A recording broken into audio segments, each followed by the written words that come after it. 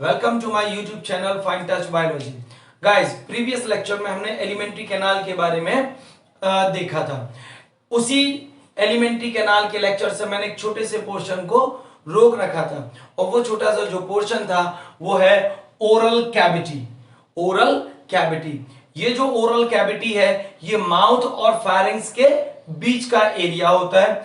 अगर आप गौर करें यहां पर, ये मैंने इस तरीके से एलिमेंट्री कैनाल के डायग्राम को रिप्रेजेंट करने के लिए बनाया था।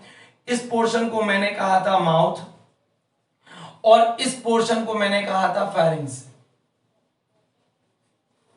इन दोनों के बीच का जो पोर्शन है वो ओरल कैविटी कहलाता है। Oral cavity. इस ओरल कैविटी में हमको तीन इंपॉर्टेंट पार्ट नजर आते हैं जो अपने आप में बहुत ही ज्यादा स्पेसिफिक होते हैं। ओरल कैविटी जो है, टंग नंबर वन, ओरल कैविटी जो है टंग, सेकेंड नंबर पे टीथ और थर्ड नंबर पर पैलेट, जिसको हम लोग हिंदी में तालू बोलते हैं। यानी कि हमारी ओरल कैविटी का अपर पोर्शन जो बहुत ही ज्यादा हार्ड होता है, वो ये तीनों पार्ट मिलकर ओरल कैविटी को तैयार करते हैं। टंग जो है अपने आप में कैसा है, मस्कुलर है, ठीक है, फ्लेक्सिबल है, फ्लेक्सिबल है। और इसी टंग पर अगर हम इसको गौर से देखते हैं तो हमको बहुत सारी टेस्ट बर्ड नजर आती हैं। इस तरीके से टेस्ट बर्ड में अगर हम इसके टेस्ट बर्ड की बात करते हैं तो जो स्वीट मीठे को जो ऑब्जर्व करता है वो एंटीरियर पोर्शन होता है। इसी एंटीरियर पोर्शन के लेटरल यानी कि एंटीरियो लेटरल जो पोर्शन होता है वो सॉल्ट को पता करता है, एंटीरियो लेटरल पोर्शन। और पोस्टीरियर लेटरली पोर्शन यानी कि पीछे का साइड वाला हिस्सा, ये देखिए यहां पे स्वीट, ये तो स्वीट के लिए हो गया, ये सॉल्ट के लिए हो गया, ये सावर खट्टेपन को पता करने के लिए, फूड के अंदर जो खट्टा टेस्ट है उसको पता करने के लिए। और जो पोस्टीरियर पोर्शन है ये स्पेशली बिटरनेस के लिए है, कड़वेपन को पता करने के लिए होता है। टंग जो है फ्लेक्सिबल होती है। पोस्टीरियरली अगर इसको देखा जाए तो ये यहां से अटैच्ड होती है। कभी कभी क्वेश्चन पूछ भी लिया जाता है कि अगर ह्यूमन की टंग पोस्टीरियरली अगर पीछे से ना जुड़ी होती और आगे से जुड़ी होती तो फिर क्या प्रॉब्लम क्रिएट होती। तो उसके लिए एक सबसे बेटर आंसर जो है वो यही होता, हम फूड को आसानी से एनगल्फ नहीं कर पाते, हम उसको निगल नहीं पाते, इसलिए गॉड ने इसको पीछे की साइड से जोड़ा है। फ्रॉग में जो होता है वो आगे की साइड से होता है, वो इसलिए उसको यूं करके ऐसे थ्रो फेंकता है, ठीक है, और अपने फूड को माउथ के अंदर ले लेता है। तो ये टंग हुआ, मस्कुलर है, फ्लेक्सिबल है, ठीक है, इसके ऊपर ढेर सारी टेस्ट बर्ड्स होती हैं। स्वीटनेस को एंटीरियर पोर्शन पता कर रहा है, एंटीरियर जो लेटरल एरिया है वो सॉल्ट को, एंटीरियर जो पोस्टीरियर लेटरल एरिया है वो खट्टेपन को, और जो पोस्टीरियर पोर्शन है पिछला पोर्शन है वो बिटरनेस को पता करने के लिए होता है। अब गाइस हम लोग जो बात करते हैं स्पेशली सेकंड नंबर पे वो बात करते हैं किसकी, टीथ की। ह्यूमन के जो टीथ हैं, अगर मैं इस पैलेट पॉइंट को यहां से हटा के टीथ आपको एक्सप्लेन कर रहा हूं, ह्यूमन के जो टीथ हैं वो 4 डिफरेंट टाइप्स के हैं। तो 4 डिफरेंट टाइप्स का होने की वजह से हमको हेटेरोडोंट कहा जाता है। 4 टाइप्स के बेसिस पर, on the basis of 4 types. अब 4 टाइप्स में सबसे पहला आते हैं इंसीजर, फिर कैनाइन, फिर प्रीमोलर और उसके बाद मोलर। ये 4 तरीके के दांत होते हैं। इंसीजर कौन से होते हैं, ये जो आपको आगे के जो 4 दांत नजर आते हैं वो इंसीजर है। इनका मेन फंक्शन होता है फूड को बाइट करना, काटने का, ठीक है। सेकंड कैनाइन, जो 2 होते हैं, पॉइंटेड एरिया होता है जो स्पेशली किसी भी चीज को टियरिंग करने के लिए, फाड़ने के लिए यूज। आप गन्ना भी अगर फाड़ते हैं तो वो यहीं से पकड़ के फाड़ती है, ठीक है, वो कैनाइन का काम हो गया। प्रीमोलर और मोलर जो है दोनों सेम है फंक्शन में, दोनों का काम होता है फूड को क्रश करना, पूरी तरीके से चबाना। तो मैंने आपको बताया पहले पॉइंट में हम हेटेरोडोंट हैं, हमारे पास चार तरीके के दांत हैं, इंसीजर, कैनाइन, प्रीमोलर और मोलर। सेकंड नाम जो है हमारा वो होता है डाइफायोडोंट, डाइफायोडोंट। डाइफायोडोंट का मतलब होता है यानी कि teeth occurs 2 times in a life, यानी कि पूरी जिंदगी में दांत जो है वो 2 बार आते हैं हमारे। पहला जो होता है वो हमारा मिल्क टीथ कहलाते हैं, जो लगभग अप्रोक्सीमेटली 4 या 6 मंथ से निकलना शुरू होते हैं और लगभग वो 3 या 4 साल की उम्र तक अपना पूरा सेट कंप्लीट कर लेते हैं, 3 या 4 साल की उम्र तक।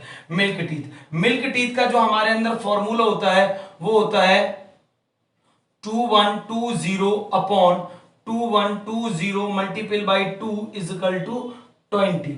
अब ये 2120 का मतलब क्या हुआ, जो पहला 2 है वो इंसीजर है, जो सेकंड जो 1 है वो कैनाइन है, जो प्रीमोलर है ये, और लास्ट मोलर प्रेजेंट नहीं होता।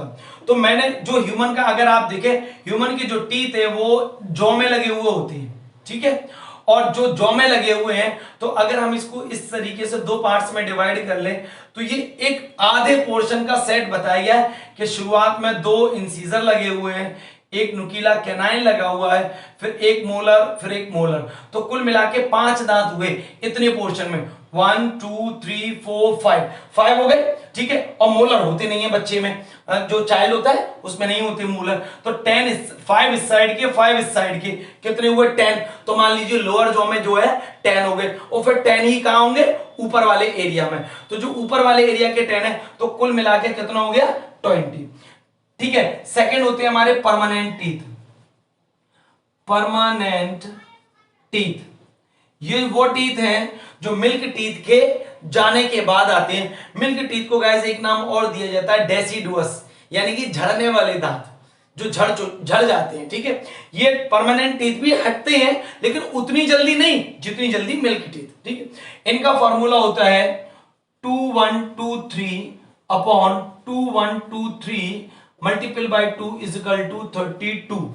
तो ये 32 हो गए। ये कब से होते हैं, ये जब हमारे डेसिडुअस चले जाते हैं उसके बाद धीमे धीमे करके ये आना शुरू करते हैं, और जब तक हमारी उम्र 30 प्लस नहीं हो जाती तब तक ये कंप्लीट नहीं होते।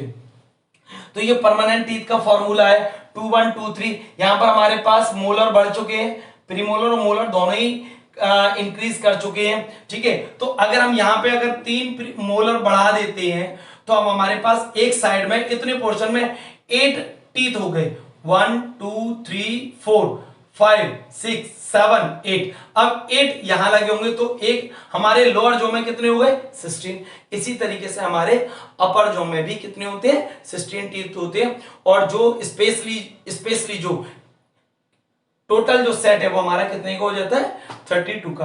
तो हमारे 4 टाइप्स के जो टीथ थे उनके बेसिस पर हमको हेटेरोडोंट कहा गया। हमारे दांत हमारी होल लाइफ में 2 बार आ रहे हैं, हमको डाइफायोडोंट कहा जाता है। एक और नाम दिया गया है हमको, वो मैं यहां लिख रहा हूं, थिकोडोंट।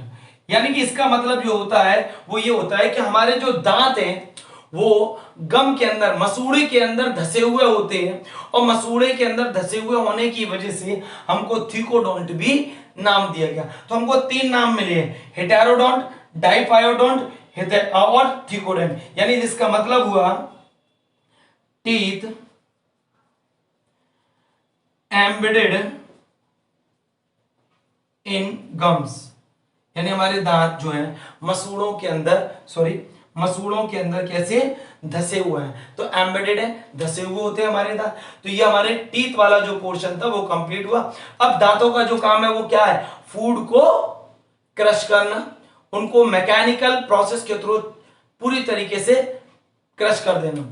टंग का जो फंक्शन था वो मैं आपको नहीं बता पाया था, अब समझ लीजिए टंग का फंक्शन क्या है, फूड में सलाइवा को मिक्स करना, ठीक है।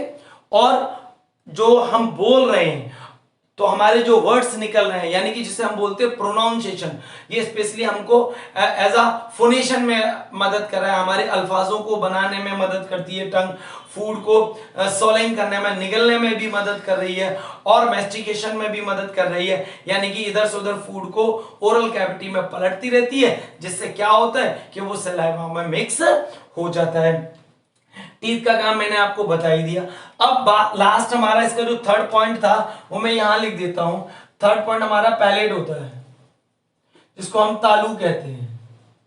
इसका काम क्या है कि तालू नेजल कैविटी जो नाक वाला पोर्शन है और ओरल कैविटी को सेपरेट करने में हेल्प करता है। पैलेट का जो एंटीरियर पोर्शन है, अगला हिस्सा, वो हार्ड होता है, ठीक है। आप अपनी जबान से उसको टच करके देखिए, हार्ड होता है और वहां पे कुछ लाइनिंग सी नजर आती है। ये इसका मेन फंक्शन क्या है इस एरिया का, स्पेशली ता, था, ठीक है, टा, उन जैसे अल्फाजों को बोलने में मदद करता है। और पैलेट का जो पोस्टीरियर पोर्शन होता है वो बहुत सॉफ्ट होता है और एक लोब लाइक स्ट्रक्चर में अंदर हमको लटका हुआ नजर आता है, जिसको यूवला कहते हैं। क्या कहते हैं? यूवला कहते हैं। तो इस तरीके से मैंने स्पेशली आपको जो मेरा मेन इंपॉर्टेंट टॉपिक था ओरल कैविटी, वो ओरल कैविटी मैंने आपको यहां एक्सप्लेन की है और मैंने पूरी कोशिश की है कि आपको एक सही इंफॉर्मेशन मिल सके। यहीं से हमको बहुत सारे क्वेश्चंस जो है वो मिल सकते हैं वन वर्ड वेरी शॉर्ट में, ठीक है गाइस। तो आपके जो भी डाउट्स हो, जो भी क्वेरीज है, वो कमेंट बॉक्स की हेल्प से आप मेरे से पूछ सकते हैं।